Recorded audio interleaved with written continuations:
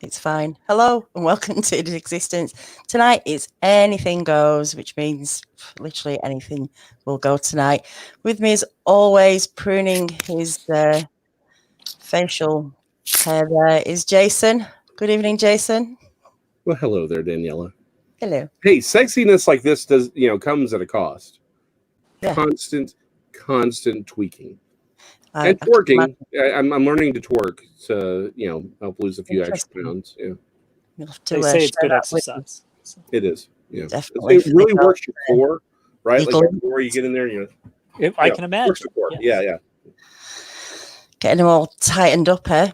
Yeah. And joining us from the Corona bunker out there in Cape Cod, Massachusetts. That's the place. With these concrete walls, sometimes known as the Bigfoot Hunter. It's Max Powers.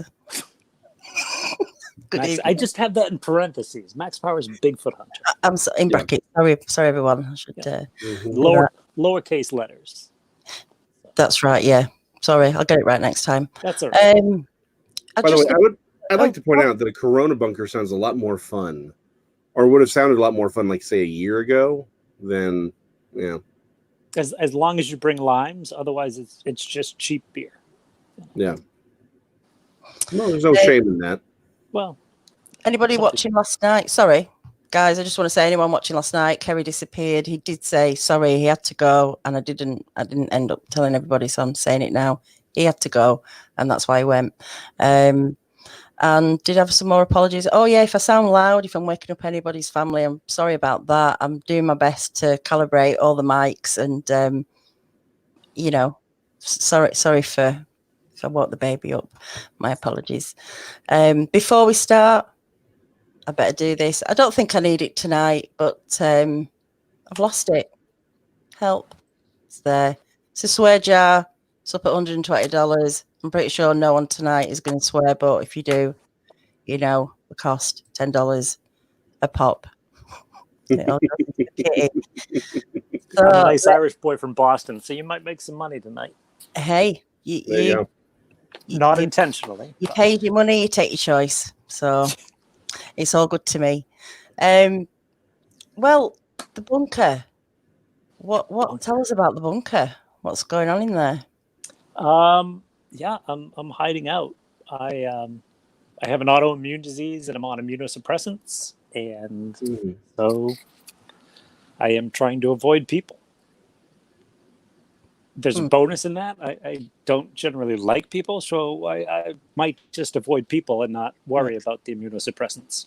It's like you can be officially unsociable. Like, I have an excuse now. Yeah, exactly. Yeah, it feels so good. So essentially, your lifestyle didn't really change. It's just now you're like, well, but now I have to, and so it's not as fun. I actually don't mind it. I have loved being stuck here. So. It's interesting, if say you had to be stuck in a bunker, what's the sort of like 5 essential? Say you could only take 5 essential things in there. What would they be? Like, this is a true bunker. It's a basement. I got my comfy chair. I brought in a refrigerator that was in the back of my Bigfooting mobile, and my stove and oven also from the back of my Bigfooting mobile. This time of year, usually I live in a the back of my Land Rover. So I got you. Well, that's 3 things. You can have 2 more things. I can have 2 more things. It depends on how long this is going to go on. I may need a heat source. There's no heat down here. Hopefully that's not the case. That's your laptop or your phone.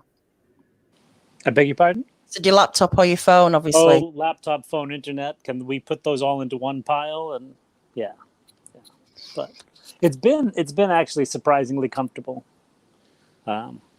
I've been here since March 13th, so. Well, it's amazing how little we do need, how much rubbish we have around us that serves no purpose. And when you find yourself in a position like that, actually, when I used to be a truck driver, working at, you know, in around Europe. I'd be away 2, 3, 4 weeks at a time, and you just have to take what you literally need, and you realize you don't need much in the world as long as you've got a few items. Mhm. What about you, Jason? What would you take down to your bunker? That's a good question. I think definitely, you know, you know what, as a survivalist, or let me rephrase this, as a fan of survivalism, I don't know that I would take all that much, right? I mean, I think that is kind of the problem. I mean, you know, the problem though is, as an artist, I would really want to have paper and pencils and ink, right? That's going to take up a lot. Again, obviously the Bible, but I mean, really beyond that, as long as food is sort of, you know, even if it's just like canned food and crackers and cheeses, I mean, like I'd be fine, because there really isn't that much that you need. I think the big issue with bunker living though is the fact that you can't get out. Like that is, I think, probably the most detrimental aspect to the whole thing. So I don't know. I'm less of a bunker person. I'm more of a bug out person. Like I would rather be, you know, living in some dugout hollowed tree, like eating some squirrel I, you know, beat to death, you know, over a fire. Like I think that's probably, yeah. I mean, well, you know, sometimes you take what you can get. Yeah. Don't eat the Colorado squirrels though. They're carrying the bubonic plague right now. So It just means it's extra spicy, you know. There you go. Little sriracha takes care of the exactly the virus. It's the flavor. Yeah. I would think if you cook things enough, it will do on it. It would cook a virus out of something. Oh yeah. I don't know. Okay. By the way, so I've seen this question a couple times. Max, is that your real name or is that a Simpsons reference? Do you know what? It's not a Simpsons reference, but I love that episode. It's one of my favorites. I was actually named after the button on a blender. So my parents got a blender for their wedding. It had a red button on it that said Max Power. And my dad said, being Chuck Powers, said, that's what we're going to name our first kid. My oldest brother came along, and he's now Daniel Joseph. My next brother came along, who was my mother's dad. My next brother came along, and he got Charles William, my dad's dad. And I had a sister named after 2 aunts. And they're like, what do we do now? And my dad said, hey, remember the button on that blender? And here I am. Well, there you go. Wow. Wasn't expecting that. Named after the button on a blender. See, that's why you have to ask questions, Danielle. You never know. But I think that's actually strikingly similar to how Homer ended up Max Powers too. So yeah. This is true. Yeah. This is true. Jamie, I don't believe you. I don't believe you. So Max, you had something to ask Jason, I believe. That tartar. On last week's show, was it? Yeah, it's not about the Scottish toilet. You're talking about the other thing, right? The other thing, not the toilet. Yeah, no, I was curious. You had made that mention last week of the book you wrote about cryptids and the Bible and the relationship there and how. Mm-hmm. Just because I, you know, as I mentioned to you earlier, have always tried to figure that connection. When people say that Bigfoot is the Nephilim or Nephilim or however we pronounce it. I'm a Texan, so I'll take whatever I can get. So, okay. Big picture, little picture. Big picture, I think cryptozoology writ large is in many ways, absolutely congeals. In fact, it's actually evidence for the Bible or for the biblical worldview, right? In that I believe that a lot of most physical cryptids, let me say it that way, most physical cryptids are simply animals we would have believed to have been extinct, quote unquote, millions of years ago, right? Dinosaurs, things like that. And if Bigfoot is just another large ape, then like Gigantopithecus or whatever, then it fits into that category, right? we would expect there to be animals that survived that didn't adapt to the world around them, right? Our world is very different from the pre-flood. So I tie them together that way. But there is the question as to whether or not Bigfoot is not necessarily an ape, but maybe something like the Nephilim. And if that's the case, it's also proof of the biblical worldview, because there are supernatural creatures that can interact with humans. But as we were talking offline, you mentioned that the Bible only has 2 references to the word Nephilim, and that is true, right? There's only 2 direct references to that word, but there are other references to people, to like the Rephaim, right, which are connected to the Nephilim, and that's the thing is, in fact, I had a whole sort of episode of my Sunday shows where I sort of walked through the Nephilim first, and then who the Rephaim were. My personal opinion is that the Nephilim are the pre-flood giants. Those are the ones that were created directly by angels. But then what we have is post-flood. The question becomes, how do we get the Nephilim again? Because they are present in the Levant when the Israelites return, right? And I think it's the connection to the word Rephaim that's important, because the Rephaim are, in many ways, the way that they are treated as far as language in other verses, in other cultures around Israel, they're the dead. They're these great dead warriors, and yet they're alive, running around in like Genesis and some of the others. So for me, my thought is that Nimrod, when he was building his temple, his tower, right, the real motive behind that was, it was the ziggurat to reach in and open the Abzu, or the abyss, to reach in and basically grab the fallen watchers that were imprisoned. And so one way or another, through magical practice, they were able to recreate the Nephilim. So it's not that they are true Nephilim, that their fathers were angels and their mothers were humans, but rather a supernatural presence, either a dead Nephilim, which is a demon, or even by opening the Abzu and reaching in. There's basically, okay, we're trying to keep this a family show. I'm going to be metaphorical for just a second. Many ancient cultures, their rituals involved men and women doing things with the presence of a spirit upon them, right? That was very much part of the ritual practice. I think that comes out of what happened with Nimrod, is that because Nimrod's child, I believe, is Gilgamesh, because Gilgamesh talks about in the epic that his father was the one who built Uruk, right? And the walls around Uruk. So that would be Nimrod. Well, Gilgamesh claimed to be 2/3 God. Well, the Sumerians and Mesopotamians were amazing with math. And they know if you have one mother and one father, you can't be 2/3 anything, right?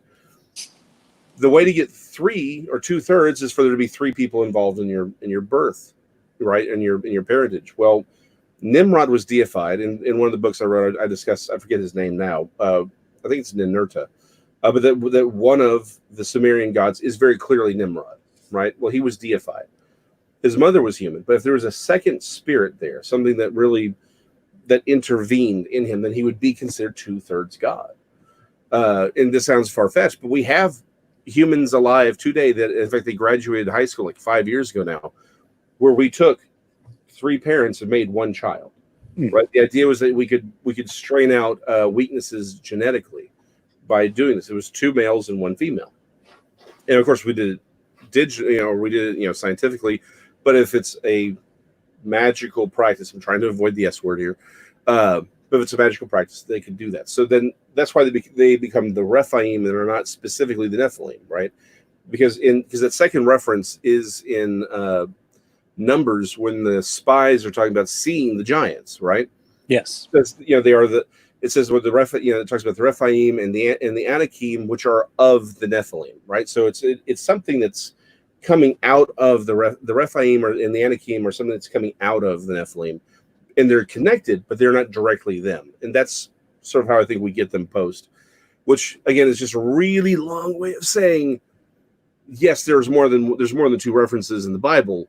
It's just you kind of have to connect it. Like there's a broader story happening there, right? And that sort of thing. Now, does that mean Bigfoot is supernatural? I don't know, but I do.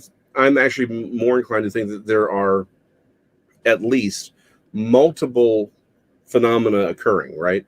Mhm. Like even if we just assume that the Patty type Bigfoot is the real Bigfoot, right? That's Mhm. the ape, whatever.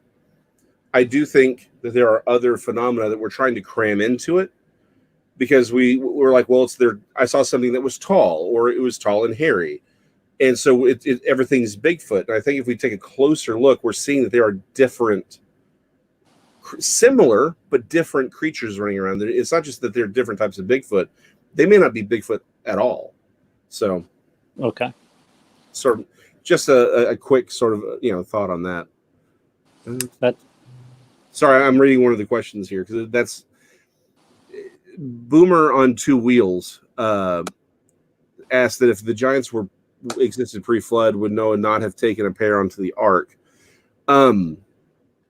So there's sort of an interesting question there. It's a very, very interesting question.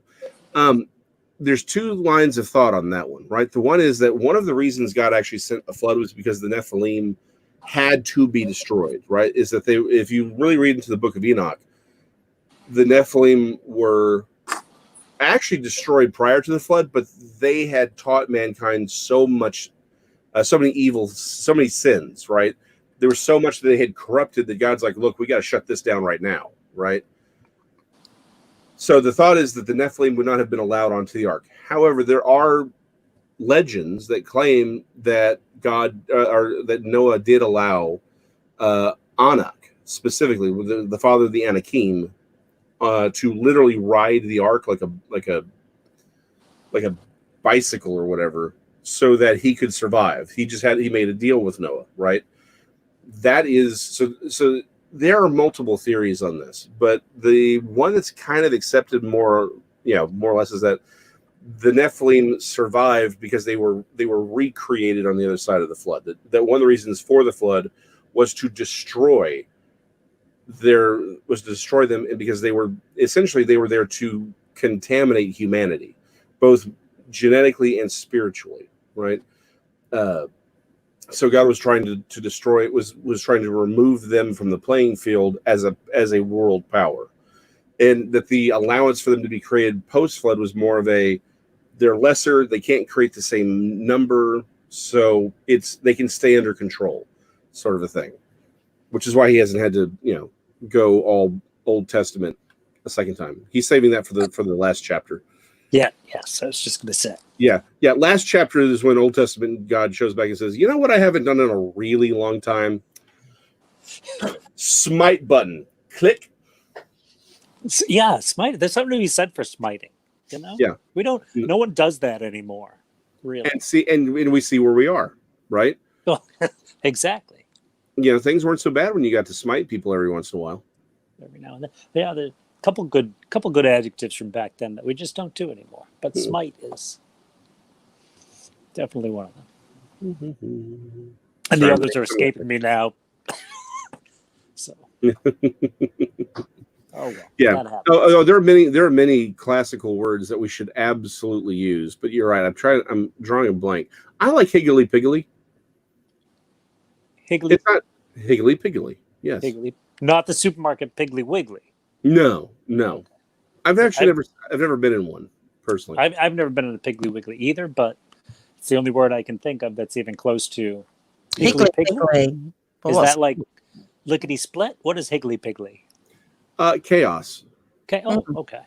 Yeah. It's like a half-assed Higgly Piggly. Yeah, higgly piggly. Yeah, it's not like a medieval word, but it's a fun word. There we go. It's an old word, maybe. Yeah. It's older, but not that old. Mm. Yeah, vocabulary has gone like out of style. Yes. Lately. So. Yeah. Diversity of language is frowned upon, which I would argue that's probably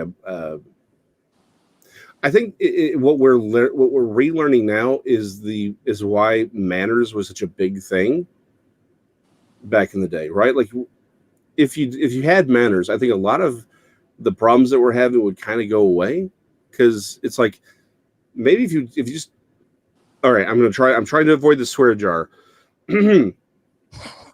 if you treated everyone well and gave them respect, you'd have fewer jerks running around, right? And then there'd be less reason for people to be like to have all this animosity. It's like, just be polite, use proper, have a broader vocabulary, so you don't have to run around insulting people. Just be polite. But Do you some think people are just politeness? brought up like that, though, aren't they? They talk like that. It depends on the family, I guess, is how you've been brought up to communicate with people, your social skills, whether you've got any or not. And if your family haven't, what chance do you have? It is a problem, isn't it? There is a divide of how people are brought up sometimes, and some there are is a lacking divide for whatever on that. reasons. Yeah, for whatever But reasons. is that responsible? Like, if we're all polite, do you think that would eliminate this whole but society that we've come into? You know what I mean? Yeah. If well, the Democrats do one thing, the Republicans, do something that's along those lines, the Republican press, thinks it's great. The Democratic press is like, well, you guys did this, and you guys, do you know what I mean? I'm not saying the right sides. Right. Yeah. No. I see what you're saying. Yeah. But like you said, it's the but I think that's part of it. I think there's kind of there's a tripod. Well, maybe not tripod. I don't know how many numbers. I'll probably make it up as I go. But I think manners, right? Just basic manners goes a long way towards creating a civil society. But that's born out of respect. You have to respect yourself, and you have to respect other human beings, and then grace, right? Like, we don't give grace to anybody anymore. There's no, everything is assumed to be the worst possible motivation. It's, there is no, like, if you give somebody a little bit of grace, you can listen to them. But right now it's, oh, you have that opinion, or then you're not even human anymore. You're evil. It's the immediate jump to, you are Super Hitler. Well, you don't talk to Super Hitler, you shoot Super Hitler. Well, I'd like to think that there may be one or two steps between you being the supreme moral righteous arbiter of all goodness and truth and Super Hitler. I don't think those are the only two positions that can exist, but that's where we are, right? We don't have conversations anymore either. No. So when someone says they're this way, yep, right? Mm-hmm. We automatically don't give them a chance to explain that. We find out what we didn't like about the way they say they are, and we start arguing our side of that without ever listening to why they're this way, why they think that. There's a gap in, and it may have something to do with our lack of vocabulary, because we don't have, like Daniela and I were talking the other day about, a lot of our problems are just semantics. We never stop to find out exactly what the other person thinks. We just jump in with our argument. Well, and beyond that, right, and sort of definitely playing into that is, it's not even that we're not even having conversations, which we're not. That's why I love streaming. It's also that we are assuming the meaning by we're replacing our own meanings on what people are saying. Instead of trying to actually understand what they're saying, we just assume the meaning and move on. I mean, this is why one of the things that I worried about this years ago when I first heard the word. They're like, well, it's a dog whistle. Wait, it's a what? It's a, it's like that phrase, dog whistle, what you use, what it does is it allows you to wipe out everything somebody says.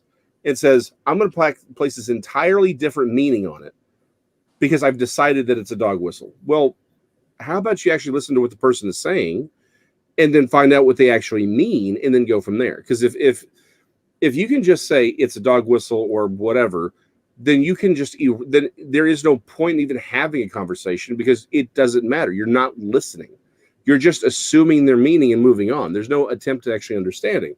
And if you can't communicate, then you can't work things out. You can't solve problems. The entire reason we have society is you have to have language to talk, right? To build that idea and to express those thoughts and build something new.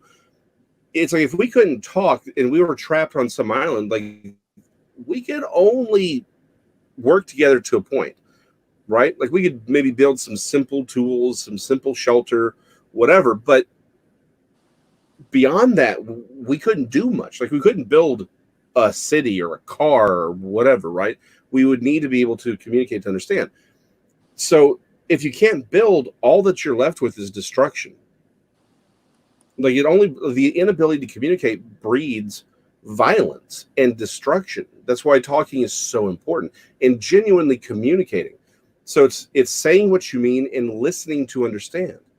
And the problem is, the more you shut down this conversation, the more you're like, you're racist, or you're evil, or you're a Democrat, or you're liberal. The more you do that, the less anyone's actually talking, and the more prone we're going to be to violence and destruction. Ahem. Well, and look where we are now. Exactly. Like, look at our media, because you watch the news that fits your opinion. Well, I'm not saying you. I oftentimes will use the blanket you. Right. We watch the news that fits our opinion.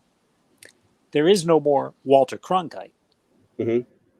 And we are like just given sound bites. We're not given a whole conversation. Mm-mm. You know, I mean, there's C-SPAN, but who watches that? Yeah, right. But you don't get the whole For conversation. a reason. You get the sound bite.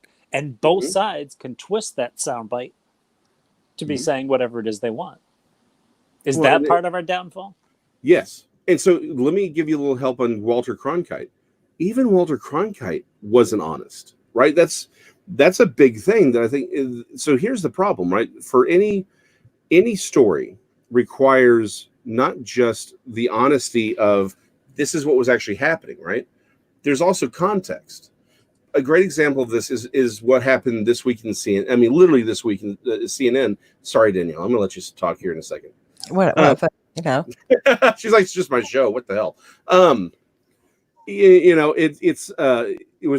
really stood out to me because they were like 200% rise in COVID-19 related hospitalizations in Texas, in South Texas hospitals, right? Okay, that sounds absolutely terrible. Like, holy crap. We need to lock down and start shooting up people with formaldehyde or something, right? It was absolutely true. In one region of South Texas, the hospitalizations went up 200. It was more like 220, 230%. Absolutely true. What they didn't say was 9 people were in the hospital prior, and now it's over 20. I mean, that's a big like. Hold on. 20. We went. We had 9 people in ICU. Now it's 20. Okay. I mean, that's bad, but that's not. But if you say 220%, oh my gosh, the world is coming to an end. Yes. So context means everything, right? And that's so it's not just that we're not listening, right? And the media is doing it deliberately. I'm going to flat out tell you that. I won't, like, it doesn't matter what side. I wholeheartedly agree. But I do think it's not just in what they don't say, right? Let me rephrase this. It's in what they say, it's what they don't say, and it's in how they say it. It's the context that they refuse to mention. It's the questions they don't ask. Daniela, I'm gonna force you to come into this conversation. Oh, it's like don't bring me in. This is just my show. Don't bring me into this. But it's like it's the whole out of shadows thing, right? Where it's like, how in the world could all of these different people? Epstein's just the most visible face of this problem, right? But it's like everyone knew. The entire news media knew this was going on. We know for a fact that they had everything they needed to go live with it, but they didn't. Why? Because they're part of it. This is not about news media. This is not about news. It's not about educating the populace. It's about control. This is all what we call the news media is about control. The media don't have the control. I mean, there's something controlling the media. Mm-hmm. They have to be very careful what they're putting out. And, over here, there's papers that are owned by politicians or ex-politicians. So it's going to be biased, whatever whatever you think, you know, that's how the newspapers work. They take sides and they, you know, try and steer you in whatever direction. The key is not to read them or to watch the news. I have a pot of coffee. What's to say, you know, what you're looking at, these conspiracy things could be just as validated as what you're being told through the media. There's no, you don't know who is controlling what and what is actually true or accurate. And, you know, I don't follow stuff anymore because I do have, you know, if you have those skills of communication, you're asking too much, you know, then to ask the questions of like, how can they say this when you know this and that doesn't look right? And, you know, not enough people are doing that. They're just feeding off what they're being told. And there's massive red flags in lots of things that are being told, are being said. And we're just not people are just not picking up on it. Well, I don't know about over there, but over here, a lot of our teachers are teaching for testing, not teaching for learning things. And there's a big difference. And I think that tends to carry over. I think a lot of people aren't learning to ask the questions, but they need to be asked. And it doesn't matter what news you watch. Every morning I have a pot of coffee and I read the Boston Globe. I read the Boston Globe because it's local news. And it's comprehensive news. It's not unopinionated news. There used to be a section of the newspaper that was called opinion or editorial, and that's still there, but really the entire newspaper is that way, and not enough people ask. And it goes also back to what I said earlier about the opinionated news. We watch news that we want to hear, so it's not really news. It's more like reinforcement, you know. And I think that's a huge aspect of all the problems that we're facing these days. Well, and it goes back to sort of what we were talking offline a little bit about history, right? We don't. It's not even that we're teaching for the testing. I think that's definitely a valid point. We're not even teaching to really educate. We're programming, right? It's you know, George Carlin, I think, had it right. He said they want you just smart enough to pay your taxes and do the paperwork. I mean, that's it. That's all they want. Because the problem with education is you start asking questions, right? Where it's like, hey, this doesn't seem to fit right. And so it's one of those things where we don't talk about history. We don't teach people practicalities. We don't teach people how to think anymore. And the reason being is, I believe, if you were to really understand history, I think you'd look at it and realize there is no good guy or bad guy. There's a bunch of different people being absolutely terrible to one another, right? And it's just trying to build out of that. Like you'd realize, you know, sort of the problem we're having now is we're like, well, these people who were put up as heroes weren't perfect. I'm sorry, but to point out, no one's perfect. That's the entire point of history. Everyone's terrible. Well, the heroes are the ones who rose up and did something good that we could build on even more, right? And then you'd start asking, okay, well, that's great. But heroes relative. Exactly. No, I think that's which side are you on? Protagonist, antagonist. But that's, which again is why you kind of have to understand history. Like, well, what was their position, right? Who was doing what? Because that is the other problem. It's like, why are you saying this person's a hero, right? It's like, because they could be a villain, absolutely, right. Or it could just be that this guy's the side because this is the side that we were on. That's a valid point.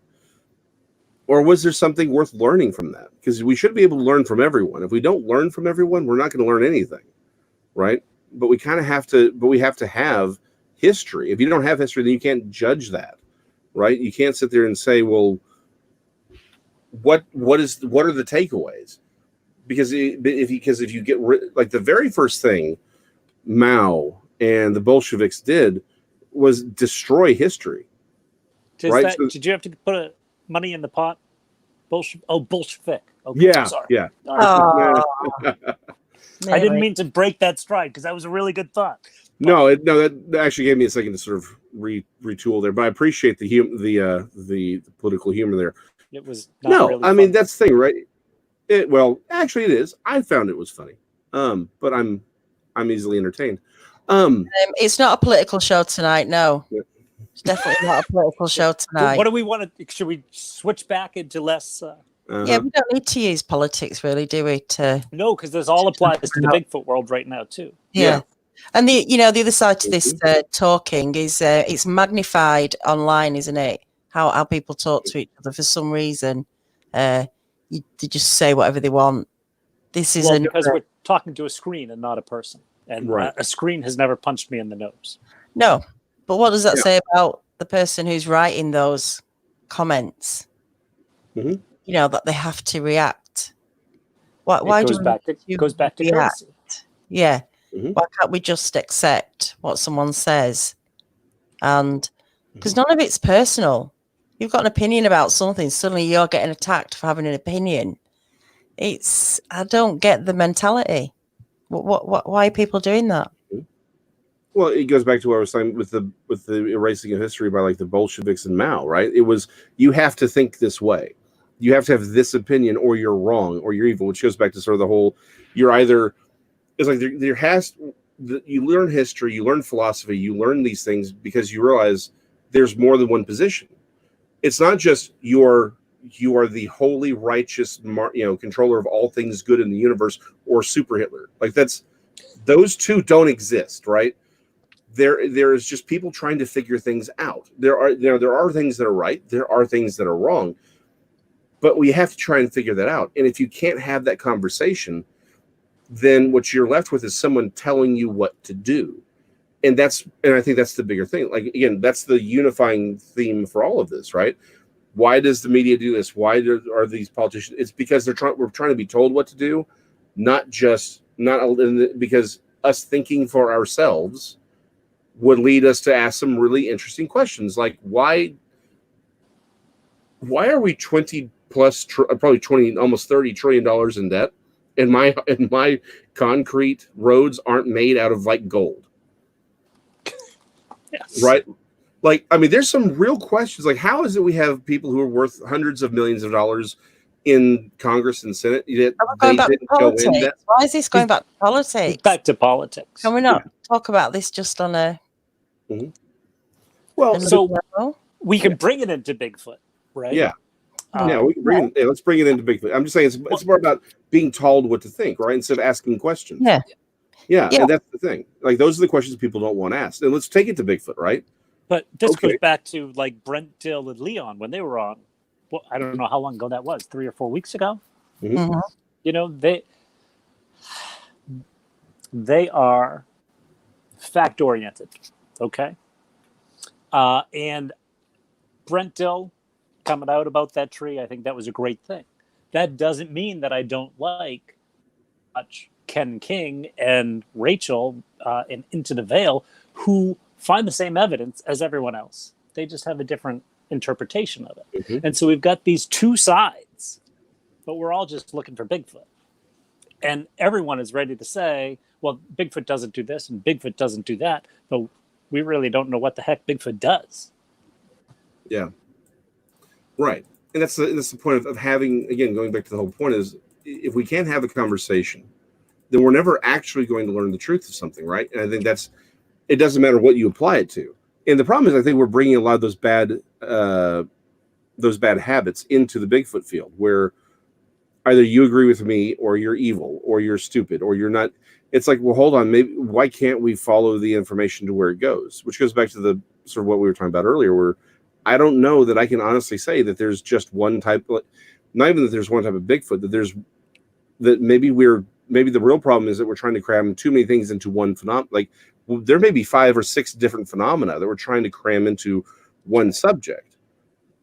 And the problem is maybe we're linking things. We're just saying, well, it's tall and it's hairy, therefore it's Bigfoot. Maybe it's not, right? Like, Dogman's taken its own sort of twist, right? And was sort of exploring that into as its own subject. Maybe there's another 5 or 6 things we need to break off and say, hey, Maybe just these things here are Bigfoot, and then all this other stuff something else. But we're not even asking those questions. No, we're too busy to jump on people. Mm-hmm. Like, because Dogman doesn't exist because he's just plain scary. Yeah. And I don't want him to. Well, I'd rather go into a woods with Bigfoot than Dogman. But going back to talking, to communicating, it's very difficult to challenge someone on something that they've said without you then getting attacked for challenging that person. When you talk about being polite, it's almost like, to some people, being polite means not saying anything. I mean, that's true. And talking the truth is more offensive than just shutting your mouth. And but we skip a step when we do that. If we're jumping or if we're shutting our mouths, we're not asking for information as to why these people think that. Well, tell me the evidence. Show me what it is that makes you think that. Why do you think Bigfoot's a spirit and not a physical being? Show me that. Tell me that. Can you give me pictures? Can you show me, what you're finding so that I better understand what it is you're thinking? Instead of saying, that's bullcocky. That's not a swear, is it? Yeah, it is now. Oh, it is now. Mama needs a new pair of shoes. It's a new swear word. Yeah, it is. Communicating is very difficult, especially online. It's even, like I say, it's magnified. But come on here and we can talk about it, and it's not a problem. But that's why I comment less and less on stuff now because of the backlash. Even when I'm not trying to hurt anybody or insult anybody, I never make a personal comment about them. I'm just trying to get a bit more information. It's like people have to react in a negative way instantly. It's almost like a defensive. We're immediately defensive. Why do we always assume someone's trying to attack rather than someone's just trying to ask a question? Why? Why do you think? I don't know. I'll let Max go. I have an opinion on that, but I'll let Max go first. Oh no, please go ahead. I was just going. Honestly, the more and more I have gotten into this, I think that there's a spiritual aspect to that, right? I think the real problem is, because you're right, it doesn't seem to make logical sense, but there's that sort of initial emotional response. I think that there is something spiritual out there that wants us to not communicate. It wants us to breed anger and hatred and disorder. I think that's what it wants. And so the thing, though, is that it's so easy to do when you write something, because the person who's reading that text, right, they get to control the tone and the tenor of how it's read. Like, you can just, think about it. Okay, I think you're overestimating a lot of people's writing skills, but this is true. Well, this is true, but a great example of this is when let's say your significant other. It's like, hi, how are you doing? What are we doing for dinner tonight? Are we going out? We are still going to this place, right? Question mark. Maybe there's an emoji, right? And you write back, yes. Oh, you're getting your butt kicked that night. And you're like, but I just said yes. Like, well, and what happened is, it's like you needed an exclamation mark or a little emoji or something. Like 200. It's like, but the whole point was, that's the time I had, was just to say, but I was agreeing with you. But they're like, well, you just said yes. Like, that's like, they even give you that head wobble. Why? Because that's what they've assigned to what that's not the head wobble. Is it in your text? Right? It wasn't like you said yes, comma, you swear jar inducing, no, you just said yes, but it was read that way. I think that there is something out there that is trying deliberately, if you're not paying attention to it, right? If you're not literally saying, hey, hold on, what is it? If you're not being active to think about it, then you fall into the trap. And then the problem is, once you're kind of in that trap, the problem is now you become defensive and you're trying to attack somebody. Well, then what's going to happen? Everyone's going to turn right back around and attack. And so it just takes a little twist, right? That little twist of tone, and what you have is a full-blown assault. Well, if you're not actively thinking, hold on, is that really what was meant here? Right? Let's actually talk to people like adults. Unless you actively do that, it's very easy to sink into it. So that's my opinion. I think there is a supernatural aspect to it. All the time, no. But I do think that's there. There is that presence there. And I think the fact that we, as humans, we're programmed to read. It's like the old saying, it's 10% what you say, 90% how you say it, right? If I would be like, Daniela, you're a beautiful woman, and I want nothing but the best for you. I don't think you're going to take it that way, right? Right? You're going to be like, okay, no, something's wrong here. Or the guy there's the guy at the bar like, hey, how you doing? You're like, no, we're done, we're out. I can't tell you all the times I've been at the bar and the guys are just looking at me and I'm like, anyway. But yeah, it's not what you say, it's how you say it. Right. But the problem is when it's just the text, right? You can't see how they're saying it. Exactly. Well, like I say, people choosing to take the negative rather than the positive. That's why I love live streaming. This is, 100 years ago, it was the pamphleteers, right? This is the new pamphleteer. This is the new pamphlet. We can go on and have a real conversation and not, and it's not just that we're having a real conversation. It's not, there's no filter from the media, right? There's no governmental agency. There's nothing to say, okay, we don't want them talking about that, right? There's no sponsor to not have to upset. I don't have to worry about Colgate or Big Pharma or, Big Depends or whatever. It's like whatever we want to talk about, we can talk about, and you can ask the question, like, what do you mean by that? What does that mean to you? And then you can come back and we can actually sort of hash this out with that freedom. We're not having, oh, well, hold on, you asked a great question, but we got to jump to commercial now, right? It's like, oh, commercial, and then you've chopped up that flow. We can really explore. If we want to go late, we want to cut early, we can do all that and actually have productive conversations, whether it's about politics or Bigfoot or the Transformers, or not Mr. Sinister is more popular or more powerful than Apocalypse, which he clearly isn't. That's the Daniela joke from. Yeah, I agree with that absolutely. Who? Yeah. So someone asked, just because we were talking about the different types. So is Bigfoot all these creatures that are different or just one type? This needs to be sorted. According to Dr. J, did anybody watch Dr. J? I did. What did he say? There was the Trechions.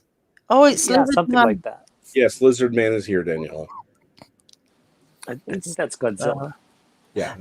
Not Daniela, it's Lizard Man. Lizard Man. Okay. Well, it's Lizard Man for, yes. No. She didn't grow up with the creature double feature. I lost all my cred when I said that on Texas the other night. Texas and Jason. Yeah, it was embarrassing. But yeah. I was ashamed of you, honestly. What was I saying? Trechions? Are they the naughty Bigfoots? They're something other than Bigfoot, like Jason was talking about, according to the doctor. That there's these interdimensional, multidimensional, polydimensional, I don't know what it is that you choose to use for that term, but these interdimensional beings are the Bigfoots that he saved with a bicycle wheel and some magnets, which if they're traveling through interdimensional portholes, I don't know why they didn't already know that. I'm just saying. And I don't want to call anyone on the rug, especially not Matt Johnson, the doctor himself. And the Tracheons are these beasts in the woods, more like apes, who are controlled by apparently UFOs. Mm-hmm. Now, I have heard some stories recently that are not far from that by Bigfooters that I know. Mm-hmm. People in the woods, boots on the ground, traumatic experiences. And I've also Deborah Flello, because I've been a year ago, Jason, you probably don't know who the heck I am, but a year ago I had an experience in the woods. I got zapped, which was the first, other than when I was a kid, bizarre experience with Bigfoot that I had. It's when things really, like, was it infrasound? I don't know. But anyway, since that point, things got very paranormal, supernatural, whichever the term is. And so I've been looking into that. And so Deborah Flello sent me a letter with all these amazing questions, but they lead towards what you're saying, Jason, about the possibility of multiple types of beings out there. And it makes a lot of sense. I don't know what it is. I've been studying these things since I was 3 years old, right? I didn't really study when I was 3, but I've been experiencing them since back then. And I don't know what they are after that. After 40, I think it's 44 years now. 48 years? I don't know. It depends how old are you. I'm 51. Math is not my long suit, but it's fine. So well, if it's 3, you're 51, so 48 years, yeah. 48 years, yeah. So, yeah. I was a little bit confused about some things that were said because it was a lot to process. It's hard to think sometimes with that amount of detail. It's hard to think on the spot of things to ask because there's, it was crammed, wasn't it? But if Trekions apparently just hate humans and just kill them and eat them or whatever they do, and they like to stay out of the way. Well, what are the Bigfoots? The ones that are coming and annoying people on the properties and not eating us. And not eating them and just having these little frightening encounters, but nothing else happens. I don't know. It just seems too much other stuff going on to literally put them into 2 separate things. I don't know. Well, and then there's the dog man. If the dog man is something else again, that's another entity out there or whatever, just as elusive as Bigfoot. People talking about the little people, Yeah. Okay. Like that's one we don't even talk about nearly enough, are the little people, right? In fact, Ken Gerhard just had a video that he talked about. Well, so by the way, if y'all don't know, on YouTube, they now, I guess the History Channel is putting up like all of their old Monster Quest and Missing in Alaska. That was when the Missing in Alaska had an episode on their, like, they call them ice gnomes, I think it's what they called them. But essentially, it explored this concept of the little people that we see all over the world. And you realize that people see these things. Like they're not just juvenile Sasquatch. These are little humanoids, right? Running around. Sometimes they're wearing clothes, sometimes they're not. Like, where does that fit in the whole chain of things, right? Like, how do we have them? And what's worse is they had a thing about these same series, Missing in Alaska. They had the thing about these apes or monkeys, right? They're supposed to be like 3.5 foot tall, so about the same height, but they had tails and they had more of like a dog-like face. I'm like, okay, I'm willing to think that there's some really outlandish things out there. I really am. I saw a pterodactyl. I'm kind of throwing everything on. I'm like, I'm open to pretty much anything at this point. But it's like, how do you have all these things, I mean, just so well hidden? There has to be something else going on. And I was thinking about the whole Skinwalker Ranch situation, right? With the, with sort of the trickster, they'll talk about the trickster things that would happen where, like, she'd get the things out of the bags and then she'd go and come back and everything's put back in the bags, right? Or the bulls are put, these 4 prized bulls are put in a tiny transport carrier, right? And it was clearly bound up, but they were just sort of asleep in this carrier. Like, you start looking and you're like, okay, something is going on. How much of this though is trickster behavior, right? So that brings the entire Bigfoot thing into question. Like, how many of these things how often are people seeing Bigfoot, right? Sorry, Bigfoot. And it's this trickster thing, right? Like, that's sort of my whole thing with Dr. J was, what in the world it's like, let's assume he's telling the truth here, Like why? Why do we assume he's lying or he's? What if he's telling the truth? Then a lot of these other things, because again, it makes sense. People have talked about Bigfoot getting off of UFOs for years.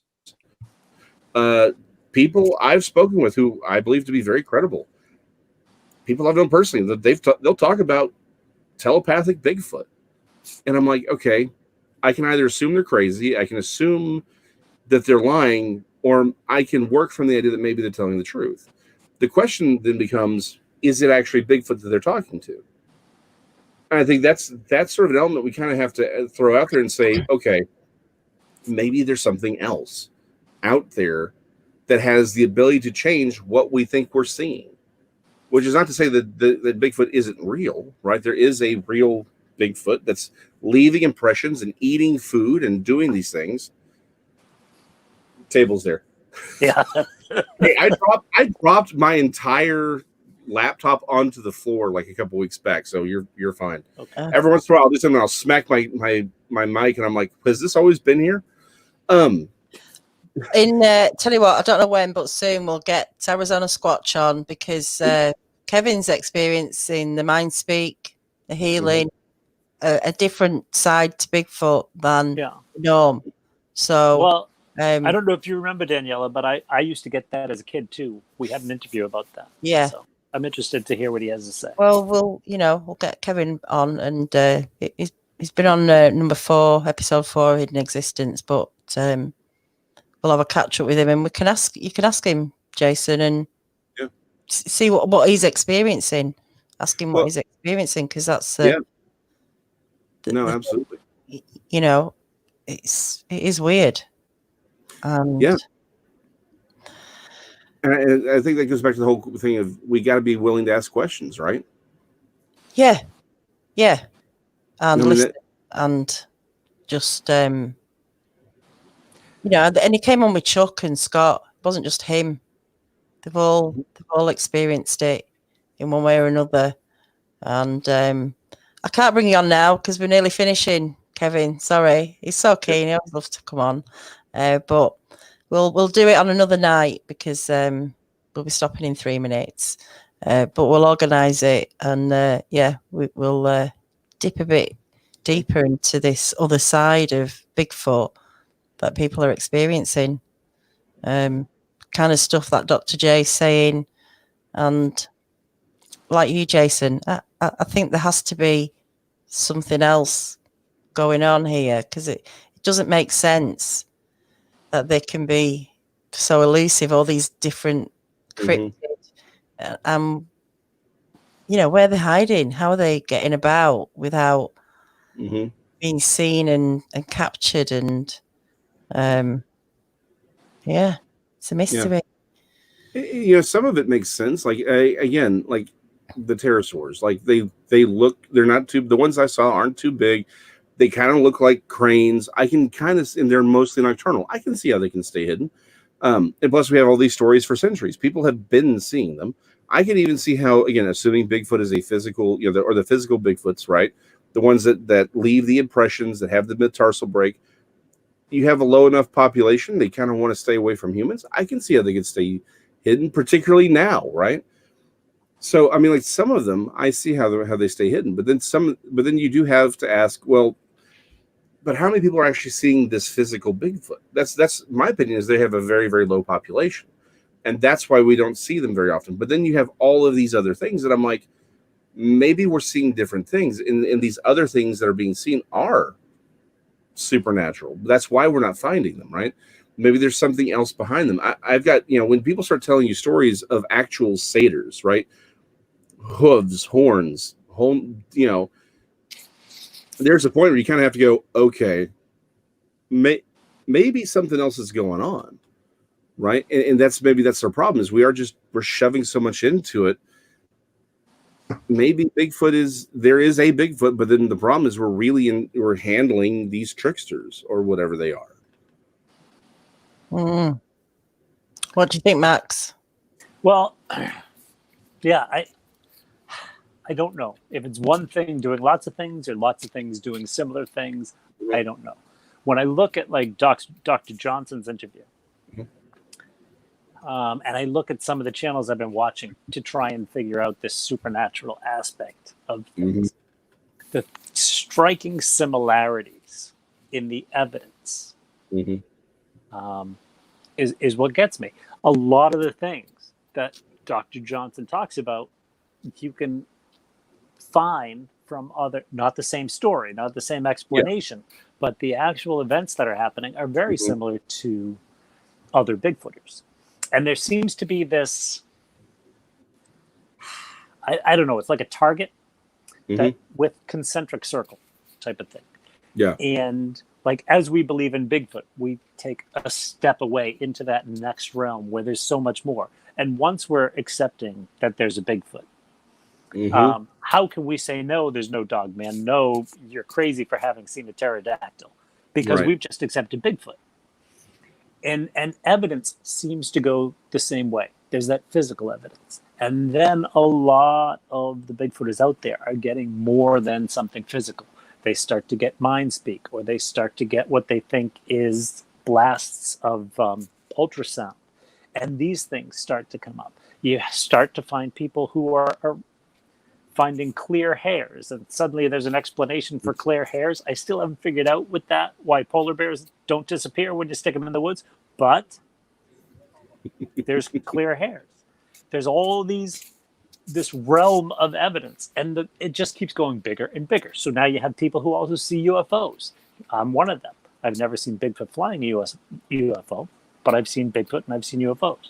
But the circles just keep getting bigger and bigger. And is it all related, or is it just once you make that leap, there's a bunch of crazy stuff out there? I don't know.